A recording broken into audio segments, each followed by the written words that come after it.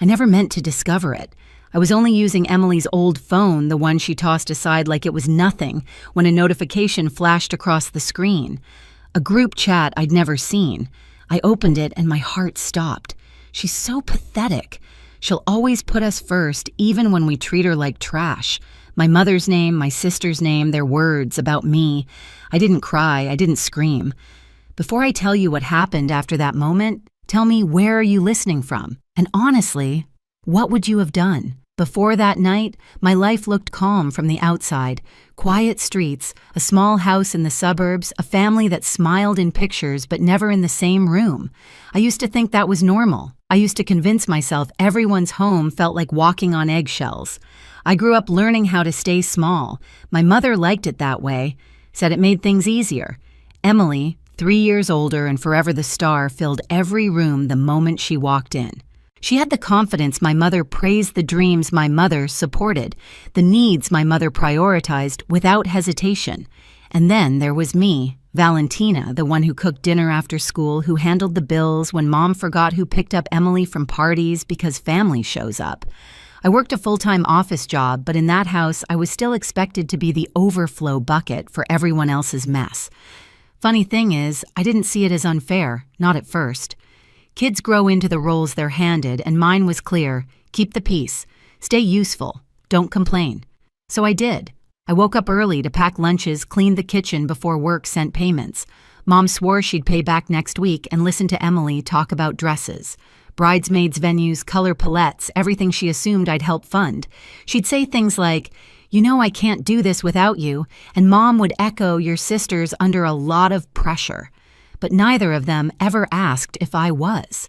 The worst part wasn't the work, it was the way they made me feel invisible while expecting me to hold everything together. I'd set dinner on the table, and Mom would critique the seasoning before she even tasted it. Emily would scroll through her phone mid-conversation, only looking up when she needed something.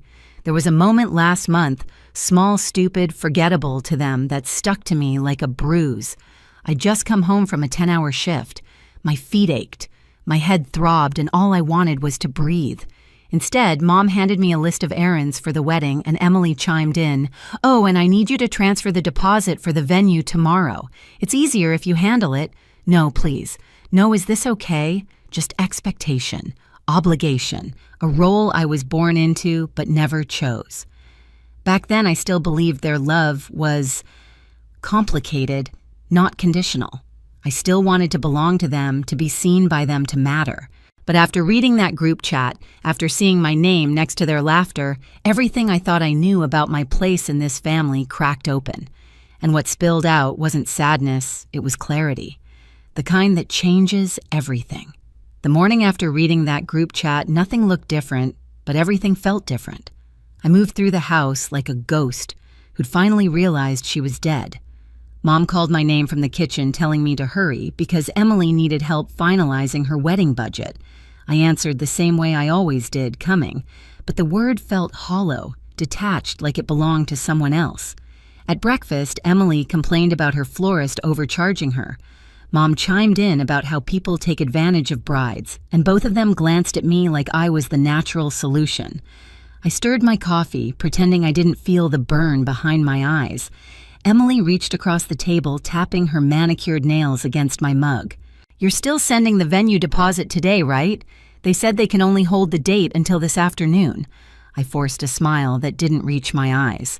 "Yeah, I'll take care of it." She nodded, satisfied, never noticing the way my fingers tightened around the handle. The rest of the week was a blur of silent realizations. I watched them more closely than ever, like I was seeing a play I'd memorized, but never understood. Emily left her laundry on the couch, knowing I'd fold it.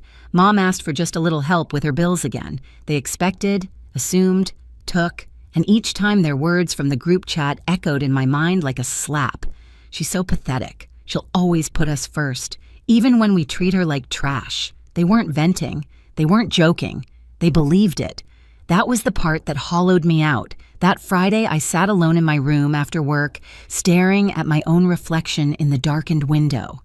The girl who looked back wasn't pathetic. She was tired, yes, hurt.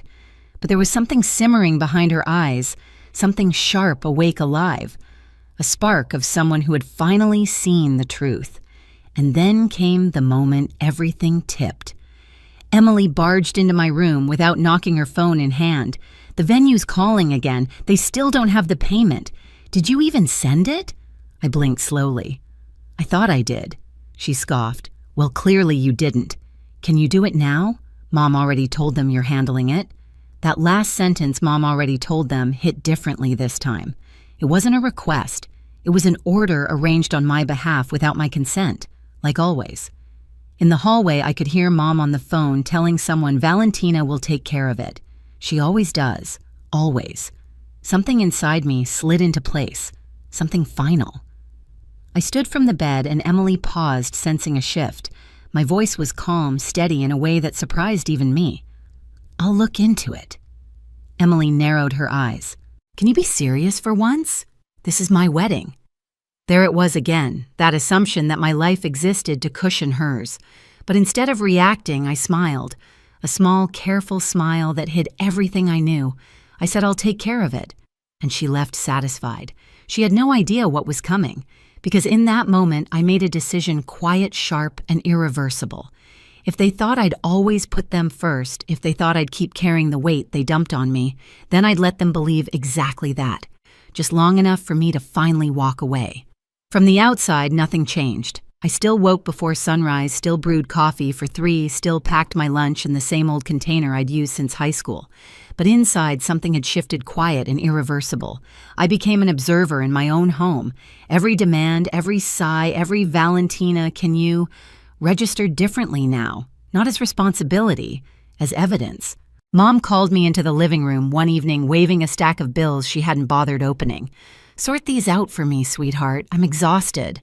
I took them, but this time I didn't feel guilt. I felt distance. The kind that grows when you've finally seen someone without the mask they wear. Emily drifted in, plopping down beside Mom with a dramatic groan. The bakery wants the cake payment by next week. You'll handle that too, right? I nodded the way I always did, the perfect helper, the reliable buffer.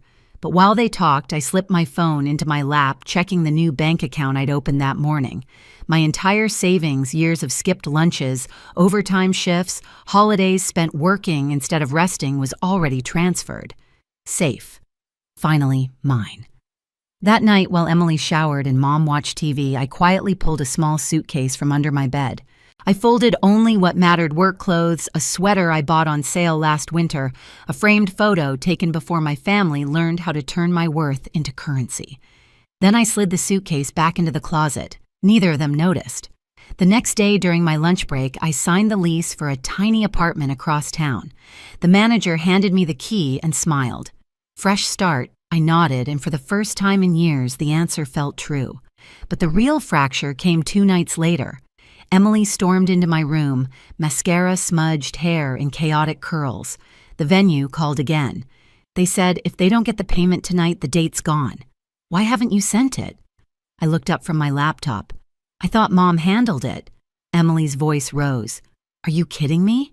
She told them, you're doing it. You always do it. Mom appeared in the doorway, arms crossed. We need that money, Valentina. Stop dragging your feet. Your sister's wedding can't fall apart because you're being emotional. Emotional. If only they knew. I closed my laptop gently. I said, I'll take care of it. My tone must have thrown her off because Emily paused, confused for the first time. But Mom didn't see it. She just huffed and walked off, muttering about ungrateful children. I watched them go, my heartbeat steady. They still believed I was theirs, obedient, predictable, endlessly available. And that was exactly what I needed them to think. Just a little longer. The breaking point arrived on a Wednesday night, the kind where the air feels heavy even inside the house. I had just stepped through the door after work when I heard my name echo through the hallway. Valentina Emily's voice cracked, sharp, panicked, furious. I walked into the living room to find her pacing phone pressed to her ear, cheeks streaked with mascara.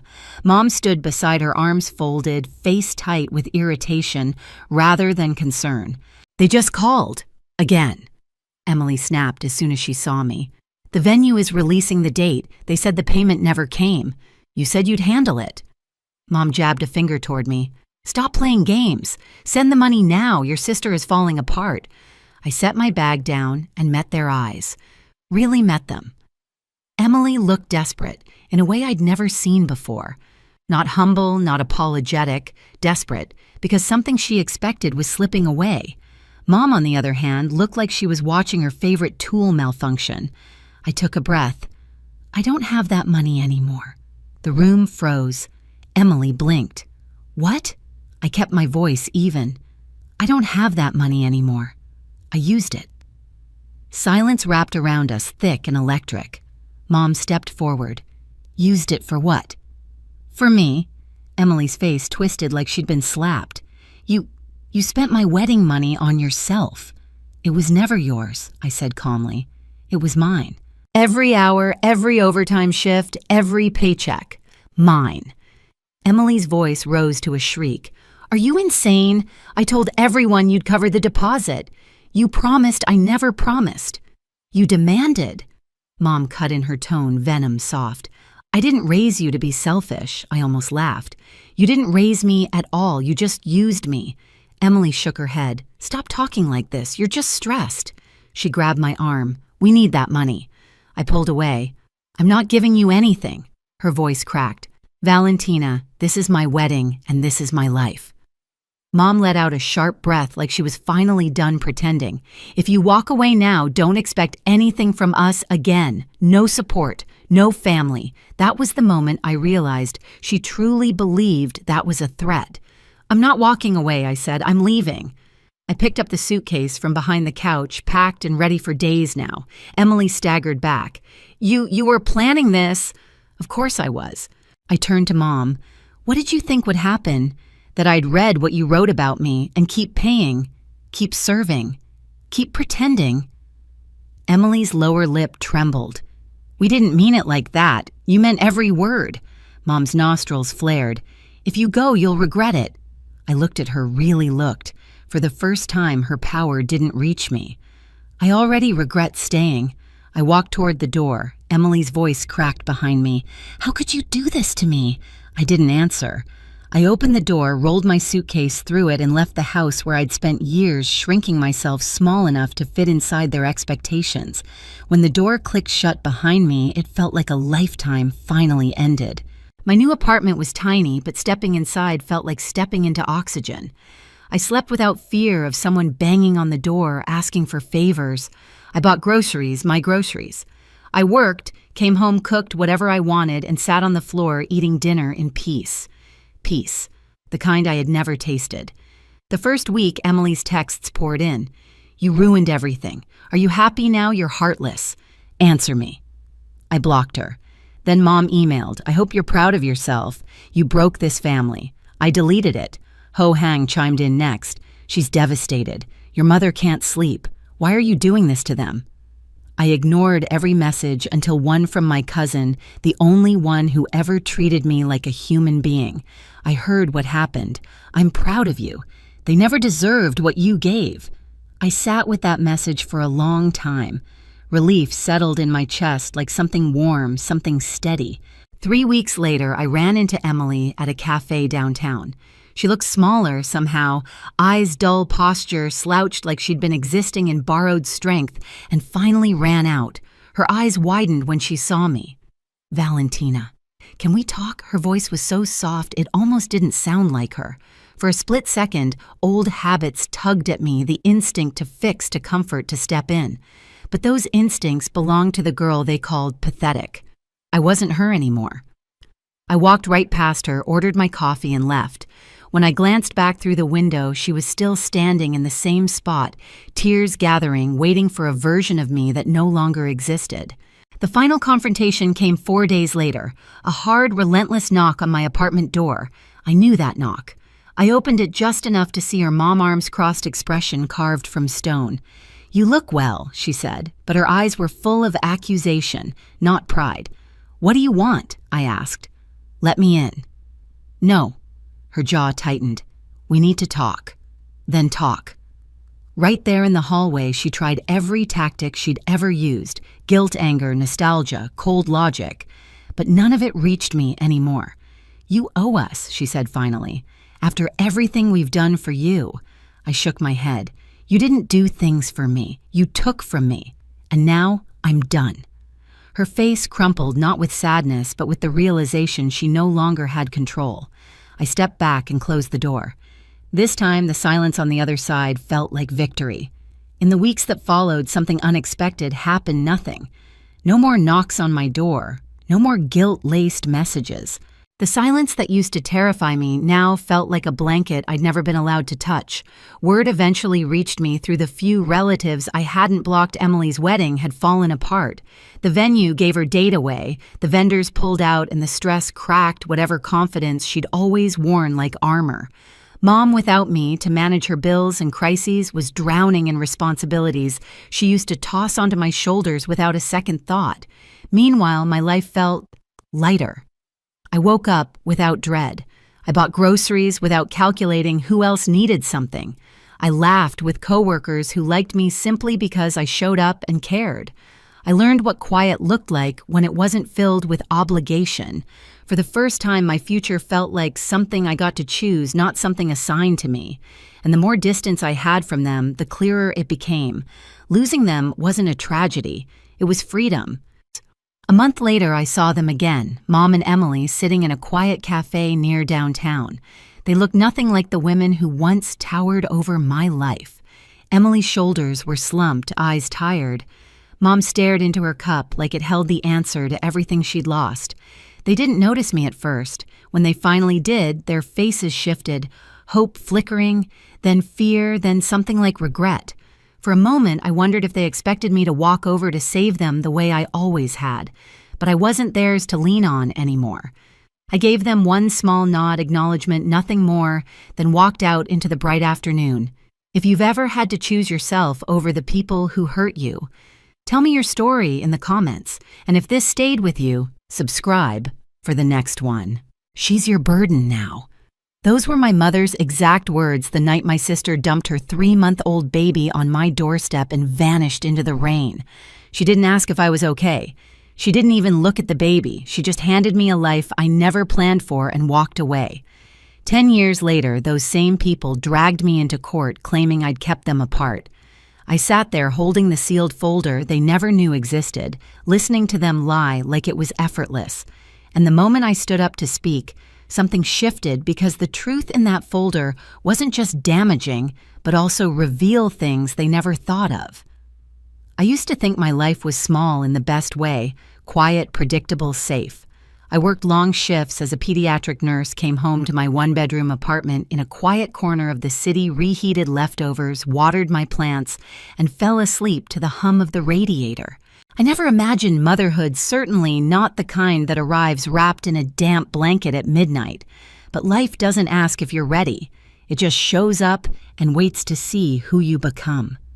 The night Elena disappeared felt unreal. One moment I was folding laundry while a storm tore across the streetlights outside. The next I was staring at a 3-month-old in a car seat, rain dripping from the canopy, a single crumpled note tucked beside her tiny fist. She looked so small, so breakable, her breath soft and shaky, like she knew she'd been left behind. I remember my hands shaking as I called my parents, desperate for any sign they cared. My mother answered on the second ring, sighed like I'd inconvenienced her, and said the sentence that would carve itself into my ribs, "She's your burden now." My father didn't even get on the phone. They hung up before I could say anything else. Even now, a decade later, I can still feel the thickness of the silence after that call. It was the moment I realized no one was coming to help, not Ross, who left 2 weeks later. Not my parents, not anyone. It was just me and a baby who had no one else in the world. I didn't sleep for the first 48 hours. I learned how to warm bottles by watching videos between sobs. I ran to the store at dawn with Lily tucked into my jacket because I didn't own a single thing for a child. I changed my entire life without a second thought. And slowly, something shifted from obligation to love, from survival to devotion. Lily would grip my finger and look at me like I was the only solid thing in her world. And maybe I was. People talk about chosen family like it's a soft idea, but mine was built through storms, tears, and promises whispered in the dark. And for 10 years, it felt unshakable. at least until the day Elena came back. Elena didn't return with an apology. She returned with a performance. It happened on an ordinary Wednesday. Lily was 9, stretched across the living room floor, building a cardboard solar system, humming softly the way she did when she felt safe. My phone rang with an unknown number. I almost let it go to voicemail. Almost. "Ruby, it's me." For a second, my brain refused to match the voice to the sister who'd vanished into the rain 10 years earlier. But then the familiar tremble slipped through the one she used whenever she wanted something. She said she was in the city. She wanted to talk. She wanted to explain. She chose a cafe across from a quiet park, neutral ground, she called it. And when she walked in, I barely recognized her. Polished hair, soft makeup, steady eyes. Not the frantic girl who'd left a baby on my doorstep. She looked curated. "I'm sober now," she said, fingers laced, voice perfectly measured. 7 years. I'm glad I responded truthfully and cautiously. "I want to meet her," she added. "If you think that's okay." If. As if she hadn't forfeited that right years ago. I didn't answer immediately. My mind was running calculations, Lily's stability, her anxieties, the nights she woke up after nightmares whispering, "Don't let them take me." But I agreed to try one controlled meeting. 1. The Children's Museum felt safe, public, bright, full of noise. Lily clung to my hand, shy in a way she never was. Elena approached gently, too gently, like she was trying to earn points. And when Lily said, "Nana is my real mom," and Elena's eyes filled with tears, I wanted to believe the moment humbled her. But humility doesn't last long on people who are used to shortcuts. Over the next months, Elena's presence grew. Weekly visits, texts asking about school projects, little gifts dropped off at our door. And Lily, being soft-hearted, opened up slowly. I didn't trust it, but I didn't want my fear to become Lily's cage. Then one night, after Lily had fallen asleep, I got a message, "We have something important to discuss. Tomorrow, sign not just Elena, and Grant. Grant Dalton, her new husband, a man I had never met." The next day they sat across from me at my dining table, hands intertwined, smiling like everything was predetermined. "We want custody," Grant said calmly. Elena didn't even flinch. And right then, watching Lily's crayons scattered across the table between us, I felt something inside me lock into place. This wasn't reunion, this was a takeover. For a moment, I couldn't breathe. The word custody hit harder than anything Elena had ever done to me, including the night she abandoned her child on my doorstep. My fingers curled around the edge of the table to steady myself. "You can't be serious," I said quietly, not trusting my voice. "We are," Grant replied, tone smooth, too smooth. "Lily deserves a traditional household, a stable home, 2 parents." He said it like I hadn't been both parents for a decade. Elena nodded with rehearsed calm. "You've done so much for her, Ruby, truly, but it's time she comes home." Home. Lily's home was 10 feet away down the hall, her drawings taped to the walls, her little shoes lined neatly by the door. I didn't argue, not because I agreed, but because Lily was in the living room coloring, listening for every sound. I walked them to the door, expression, neutral voice, steady. They mistook that for weakness. Later that night, after I tucked Lily in, I found her curled up, whispering in her sleep, "Don't take me. Don't take me." I sat on the floor beside her bed, hand on her back, feeling her tiny breaths tremble. And in that quiet, something in me snapped, not the brittle kind of breaking, but the clean, sharp click of a lock closing. A decision made. I wasn't losing her. Not to Elena. Not to anyone. The letter arrived 3 weeks later, a formal petition for custody, filed, stamped, cold. My parents signed affidavits supporting Elena, claiming I had blocked family access and distorted Lily's understanding of her heritage. Lies, all of them. I stared at the page until the words blurred. My parents, people who never bought Lily a birthday card, were suddenly claiming I had kept them apart. Collapse doesn't always look like falling apart. Sometimes it's quiet, a sinking, a cold clarity. I hired an attorney the next morning. Julia Hernandez had kind eyes, sharp instincts, and a voice that didn't tremble. After reviewing everything, she looked at me with a steady seriousness. "This isn't a reunion case," she said. "This is a power grab. and possibly a financial one. Financial, I repeated. Julia nodded. Their timeline doesn't make sense. People don't come back after 10 years by accident. I suggest we verify what they've been doing before they resurfaced. Enter Detective Harris. He was quiet, methodical, and had a way of sliding information across a table like he was dealing cards no one wanted. Within 2 weeks, he'd uncovered 3 things that turned my stomach. Grant was drowning in debt. He'd been searching for Lily's biological father for months. That man who Elena had never named had recently inherited several million. Suddenly, everything made sense. Elena's polished reappearance, Grant's interest, the urgency to get custody now, not for love, not for redemption, for money. I stared at the documents Harris gathered, financial inconsistencies, online searches, messages between Elena and my parents proving they'd been in contact for years, a betrayal wrapped in a decade of silence. I wasn't collapsing anymore. I was preparing, and when the court date came, I would not walk in holding fear. I'd walk in holding the truth. The courthouse smelled like old paper and cold air, an odd mix that somehow made everything feel more real. I sat beside Julia, palms damp, the sealed folder, resting between us like a live wire. Every few seconds, I glanced at the door, imagining Lily at school, unaware of the storm reaching its peak. Then Elena and Grant walked in. Elena wore a soft blue dress, her hair styled into gentle waves meant to signal innocence. Grant had on a sharp suit and that confident half-smile he used like a shield. Behind them, my parents took their seats, hands folded like they were attending a church service, not a trial they helped orchestrate. When the judge entered, the room shifted. Judge Harrowman, silver hair, calm gaze, sat down, scanned the court, and said, "Let's proceed." Elena testified first. "My sister kept Lily from me," she said, voice trembling perfectly on cue. "I was sick, but I got better. I wanted to reconnect. She refused. She shut me out." Her attorney nodded, encouraging. "And your parents?" "They were heartbroken," she whispered. "Ruby didn't let them see their granddaughter," a lie delivered like scripture. My parents took the stand next, repeating it. "She alienated us," my mother said with a practiced sigh. "We tried," my father added. "She wanted Lily to forget us." Not once did they mention the nights I begged them for help, the birthdays they skipped, the hurt they caused when Lily asked why they didn't stay. Grant testified last. Cold, polished, dangerous. Ruby's unstable schedule, limited income, and lack of a 2-parent household put Lily at a disadvantage, he said. Elena and I can give her stability, opportunity. Opportunity. The word tightened something behind my ribs. Then it was my turn. Julia guided me through the story, carefully showing photos, school reports, therapist notes, testimonies from teachers, neighbors, doctors. Every document painted a portrait of Lily's life as it truly was, stable, loved, nurtured.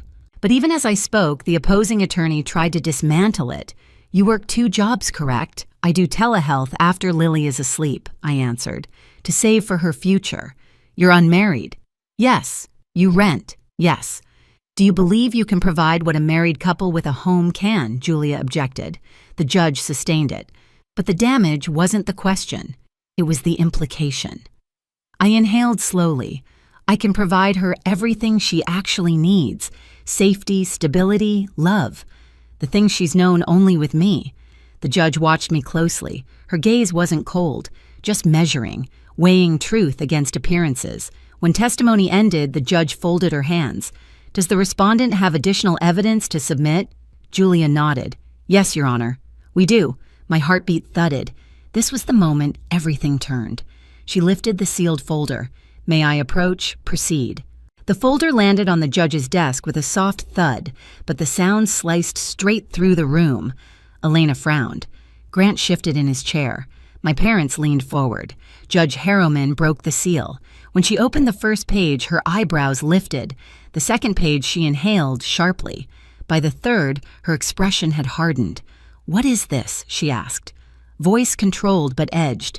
"Verified findings from a licensed private investigator," Julia said, "including financial records, communication logs, and search history obtained legally. The evidence directly contradicts testimony given in this courtroom." Elena's face drained. Grant's jaw clenched. The judge read silently for nearly a minute. Then, Miss Morgan, she said, addressing Elena, were you aware your husband has been attempting to locate Lily's biological father? Elena blinked. Well, what? Were you aware that this man recently inherited a substantial estate that Mr. Dalton initiated a search immediately afterward. Grant opened his mouth, but his attorney yanked his sleeve. Elena's voice cracked. I didn't know the details. The judge's gaze sharpened. That is not what these messages suggest. My parents shifted nervously. And Mr. and Mrs. Lane.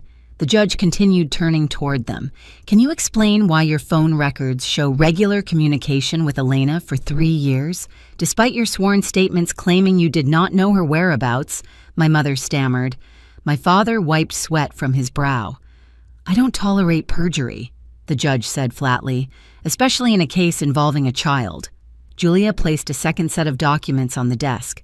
Additionally, Your Honor, you'll find school counselor reports indicating severe anxiety episodes in Lily due to fear of being separated from her primary caregiver. That landed harder than any financial lie. Silence spread across the room. Judge Harrowman closed the folder. Then she looked at me directly.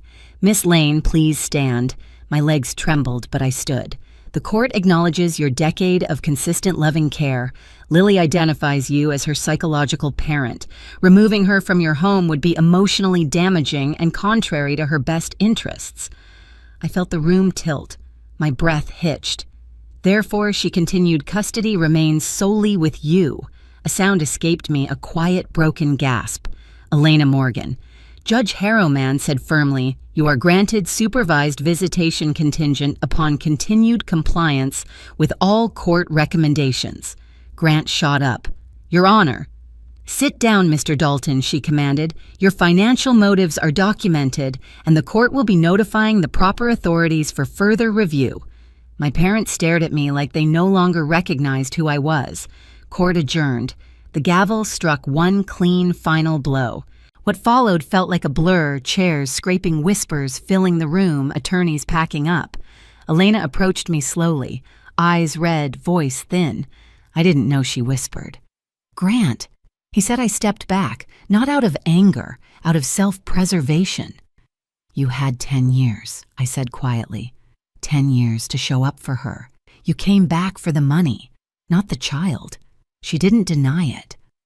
As I walked out of the courtroom, sunlight spilled through the tall windows, warm against my face. I stepped into it like someone surfacing after years underwater.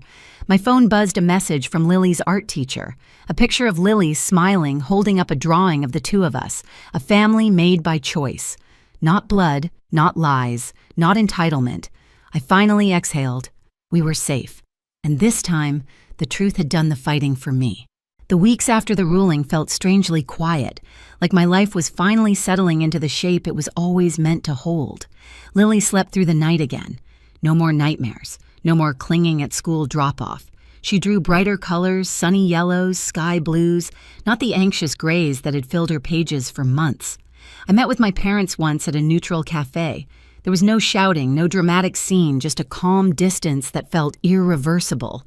They wanted access. I set boundaries.